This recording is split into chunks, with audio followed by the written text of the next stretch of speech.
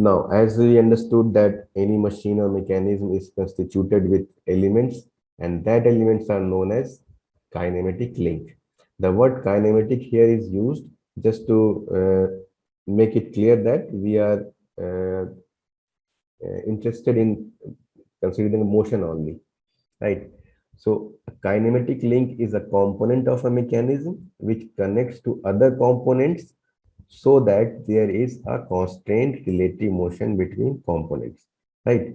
So the motion between components should be unique. So any element of a mechanism or machine is a kinematic link.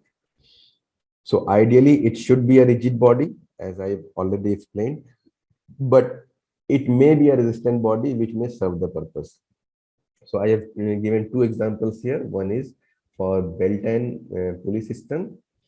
So the tight side of the belt can be considered as a link, right? So this can be considered as a link, and the slack side cannot be considered as a link because it is not resisting, right? Or in another way, you can think of this as a 4-bar mechanism also, right? So this one is first link, this is second link, this is third link, and this is fourth link. The rotation of first link is imparting a fixed and finite rotation in the fourth link, right? And this third link is the coupler link. So although this belt is a flexible material, but since it is a tight and it is transferring the motion in a definite manner, it can be considered as a kinematic link. Similarly, we all know fluid resist deformation in compression, but they cannot resist deformation in tension. So if the fluid, like in this case, automobile hydraulic lift, if we apply a pressure here, this will lift a heavy object like cars. So if this fluid is in compression, it will behave as a link, right? Because it will resist the motion or it will resist the deformation and transfer the motion from one point to another. So this is the definition of a link. Now, in a mechanism, links are joints. One link is connected to another link by joints, right? So joints are also known as kinematic pair because there are two links there which constitutes a pair. So a kinematic pair is a connection between two or more links which allows some relative motion between the links, right? So that motion may be rotational, may be translational, right? So the basic thing is there should be some relative motion between the links. So these kinematic pairs or joints are further classified into two broader categories. One is lower pairs. So lower pairs are those pairs or joints which have surface contacts like hinges and slider. Right? We already have seen slider in slider crank mechanism. So the contact between slider and the fixed link. Right? If we go to this, so the contact here is a surface contact, right? So this is a lower pair. Similarly, we can have higher pairs where there is contact as a line and a point contact.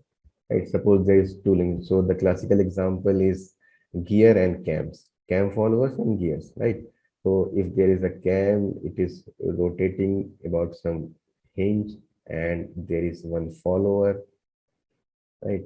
So there will be only a line contact here. Or in some cases, if this is the in case of a knife type of follower, there may be a point contact only. Similarly, in gears also, there is a line contact between two links, right? So broadly classification of kinematic pair is lower pairs and higher pairs.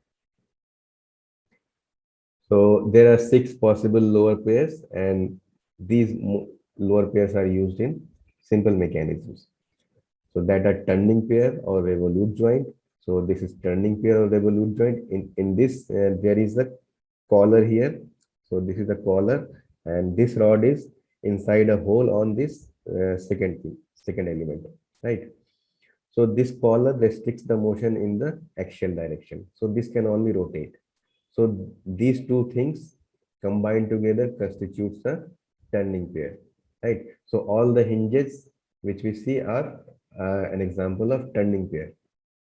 Similarly, in a sliding pair, if we remove this collar and give a key so that this key prevents the rotation of this uh, rod, right?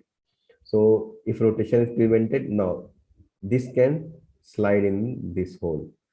So we have 1 degree of freedom delta S. So this can slide. So this type of pair is known as sliding pair or prismatic joint, right? Similarly, we have screw pairs. So these two pairs have 1 degree of freedom, right? This can only rotate, this can only translate. So if we fix one coordinate axis and just by giving one coordinate, we can find the position or velocity of all the points in the system, right?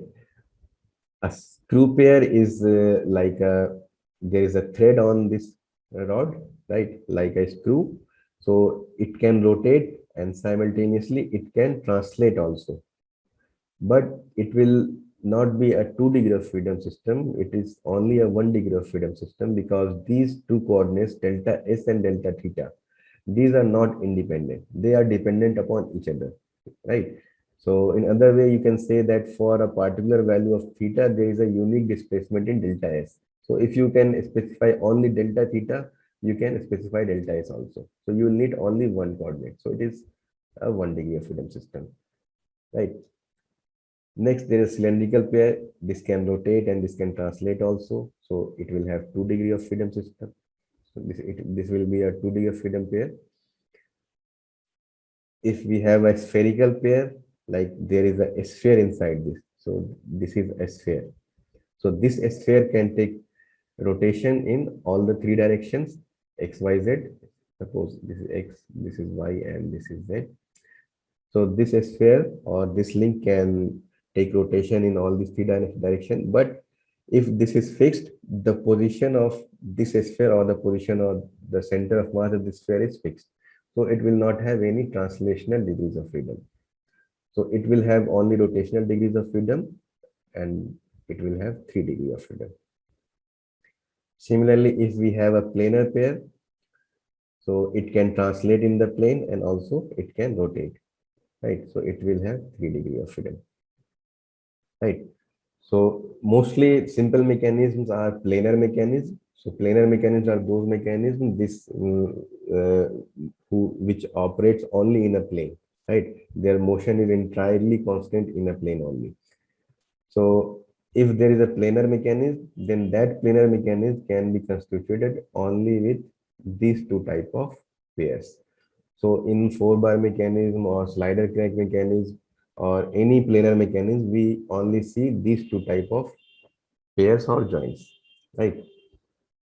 Now, if elements are connected together in such a way that the first link is connected to the last link, they will constitute a kinematic chain. But the condition is that the motion of one should produce a unique and definite motion to all other links.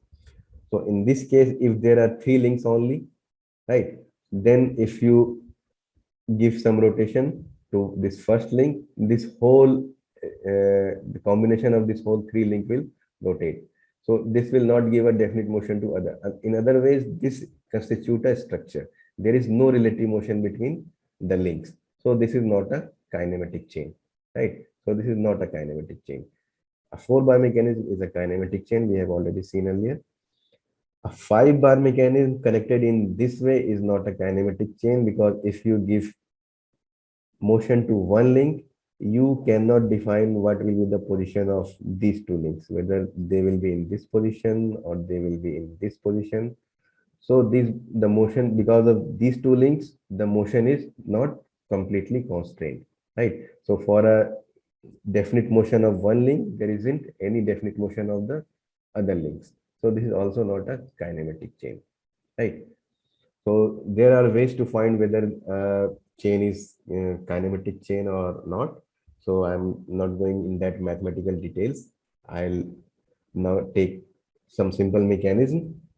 So mechanisms are a combination of kinematic links connected in such a way they constitute a chain. And if one link of the chain is fixed, it will be known as a mechanism, right? So if one link of a kinematic chain is fixed, it becomes a mechanism, right? So for a 4-bar chain, if one link is fixed, it becomes a 4-bar mechanism. For a slider crank mechanism, this one link is fixed. Again, there is another simple mechanism known as double slider mechanism. In this double slider mechanism, there are two pairs which are sliding pairs, right? So two sliding pairs and two turning pairs. Now there is a term known as inversions of mechanism, right? Suppose in a 4-bar mechanism, we have 4 bars. So by fixing different bars or different links, we can get different mechanisms. So all these mechanisms by obtained by fixing different links are called inversions of the parent mechanism. Like these four mechanisms are the inversions of simple 4-bar mechanism.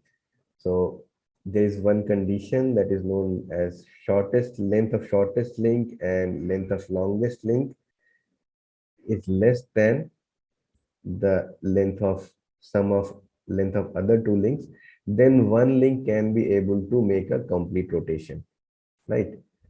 So in this case, this one link given by S may be able to make a complete rotation. This P cannot make a complete rotation. It can only oscillate, right?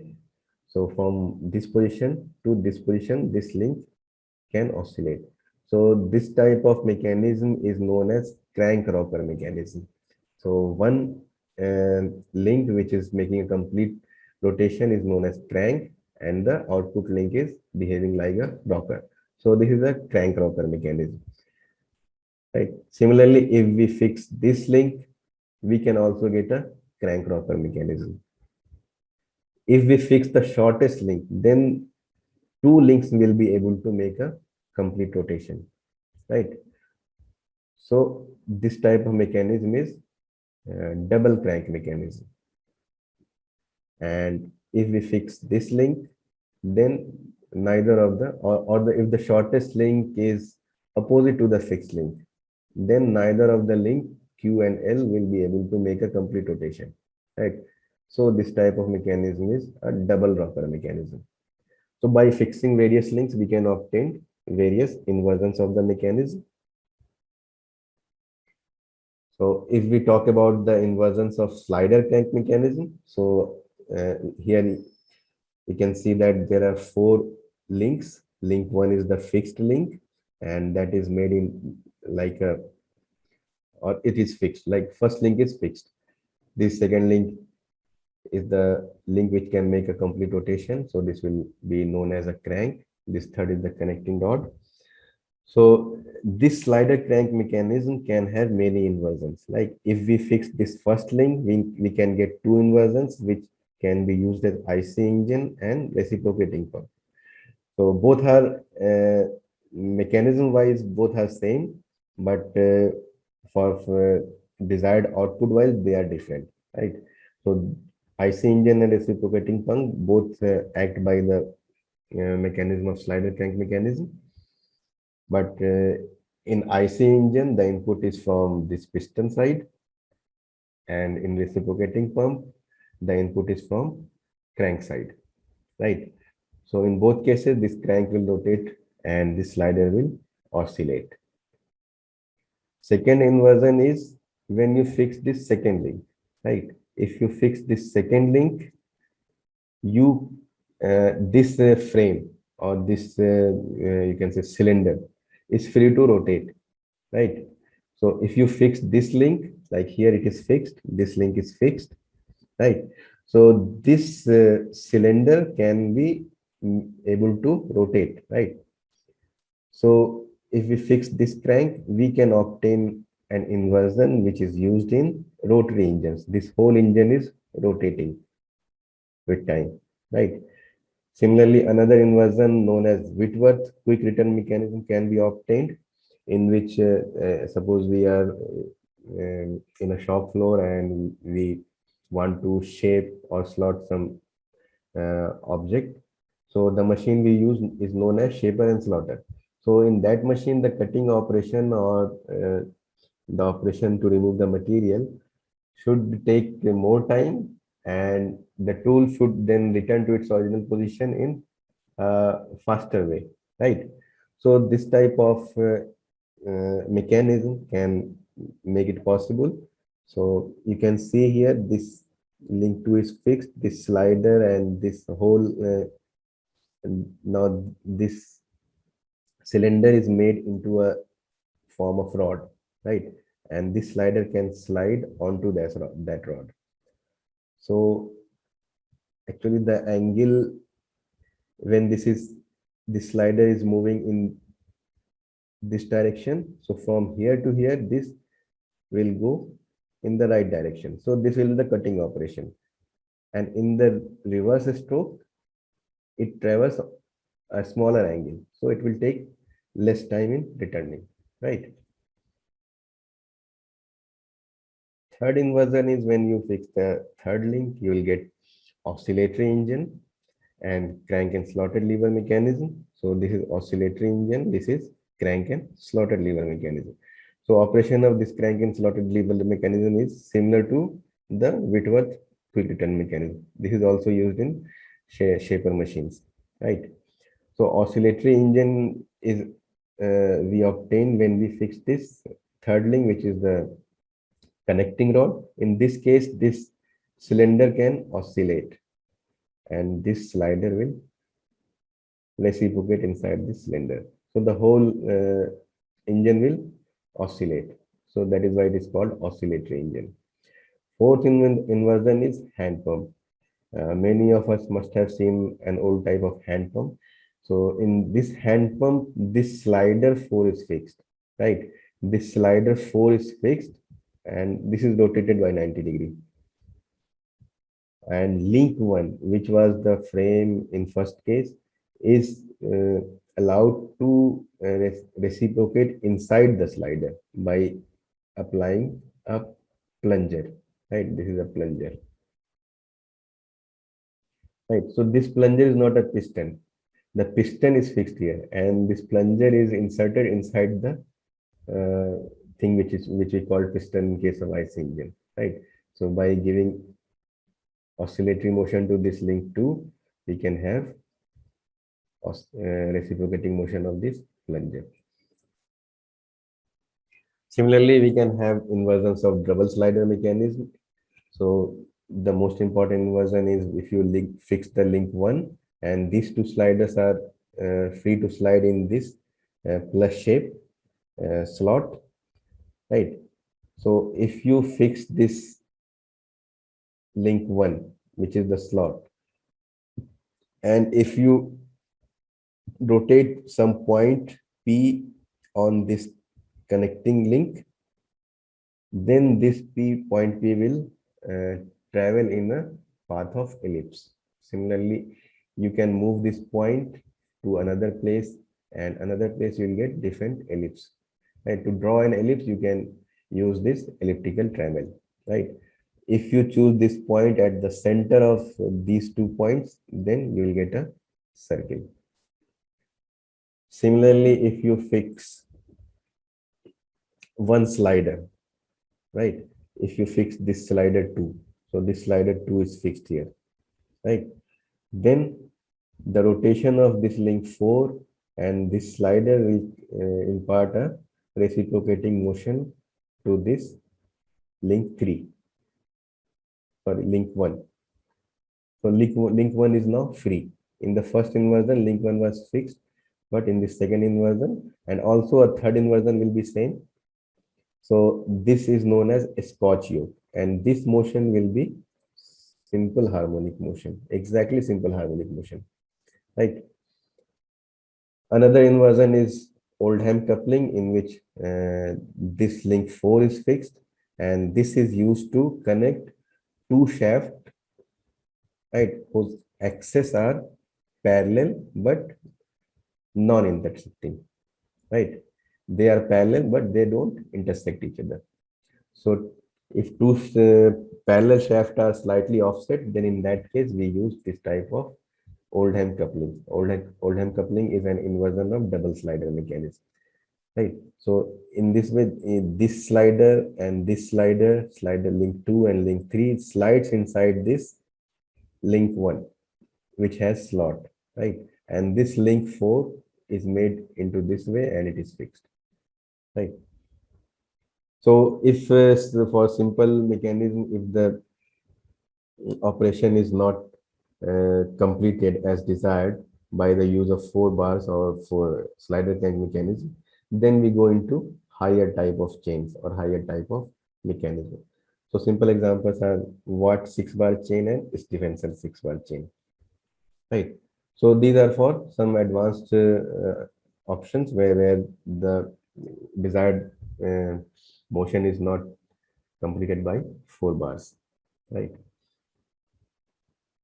So having known about mechanism, this is a simple case study in which it is a problem for a automatic sieving machine, right? So there is a thread loop here. So this is a thread loop, right? And needle has to travel this path from C1, C2, and C3, and to uh, take this loop here from here, right? So this is the operation of a sieving machine. So the problem is to design a 4-bar mechanism to do this job, right? So there are several mathematics involved in solving this problem. So I am not talking about those mathematics. So, but finally, if you design a 4-bar mechanism and this coupler link you can make at a triangle, right? Such that this point C. So this is the final desired 4-bar mechanism. In this, these 2 points are hinged, right? Or the link A0, B0 is fixed. And this coupler link is in the form of triangle. And if you give motion to this link, if you give motion to this link, you will have the desired output. So I'll just show you the animated. You can see here, right? If you rotate the input link, you will get the desired output, right? So in similar way, if you have some uh, task to suppose in a assembly line, you want to pick some item from some point and deliver it to another point, then you can design a 4-bar mechanism to do this task automatically, right? Now these are some relevant softwares which you can use to study or analyze this theory of machines. Like you can model the solid model in SolidWorks, right? In SolidWorks, you can also animate the mechanism so that before going into the production process, you can just see what are the uh, different motion of different links, whether it is desirable or not. You can analyze in SolidWorks. There is another software known as Mechanalyzer. This is a very simple software and very light software where you can analyze the velocity and acceleration of a simple mechanisms. There is also a software known as linkages. So these Mechanalyzer and linkages and GeoGebra, these three softwares are free softwares. You can try these. These are very lightweight and very easy to understand. So in linkages also, you can animate some simple mechanisms. In GeoGebra, you can do some mathematics and solve for the velocity acceleration for a mechanism. And MATLAB is also a software where you can do some advanced work, like advanced coding for designing of mechanism, right? So what's more in theory of machine, this is whatever I have talked, it is only the basic building block of all the topics in the theory of machine, right? So we will study velocity and acceleration analysis of different link because link is moving, right? There's a relative motion between links. Then there we have to study the velocity and its acceleration. There are some links no, some higher pairs like gears and cams. So they are also very frequently used in machines. Belt ropes and chains, they are also studied. Static and dynamic analysis of mechanism is also important that we have to study. Then balancing is also a part of theory of machine. Suppose something is rotating and it has its center of mass is offset from the axis of rotation, then that will create some unbalanced force and that will lead to vibration. So study of balancing is also important. Governance is a mechanism used to control the speed and load combination of an engine, right? If there is a fluctuation in load, then speed should be controlled by governors. And of course, vibrations, that is also very important because vibration is the study of to and fro motion about mean position, right? If something is unbalanced, then that will lead to vibration. So these are all things that can be studied in or that constitutes the uh, subject of theory of machine. So these are the image credits. Some of the image has been taken from these references.